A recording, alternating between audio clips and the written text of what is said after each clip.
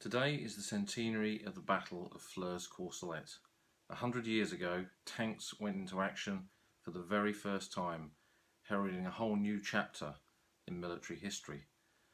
But 100 years ago, it wasn't just about the tanks. The Battle of Flers-Courcelette saw a wide advance from Courcelette on the left across to near Combles on the right, largely a successful assault with troops from Canada, New Zealand as well as Britain taking part in the attack, with a number of key stories. Courcelette, for the very first time the Canadian Corps made an attack, liberated a French village and symbolically used French-Canadian troops to do that. The village of Courcelette was taken with the assistance of tanks, a very successful part of that battle. At Flers was the famous use of tanks, when the newspapers later heralded that a tank came down the main street of Flers with the whole of the British Army behind cheering. It probably wasn't quite like that.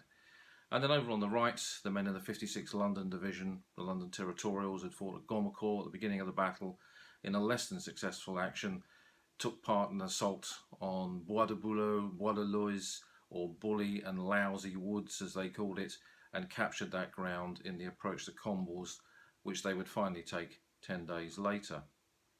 So it was a story of mixed results in certain areas, great success in others, but most importantly, that first use of tanks. And I'm sure today's commemorations will be very much centred around the centenary of the first use of tanks, but we shouldn't forget the role of all the other men, the PBI, the gunners, the sappers, who were on the ground 100 years ago in the Battle of Flers-Courcelette.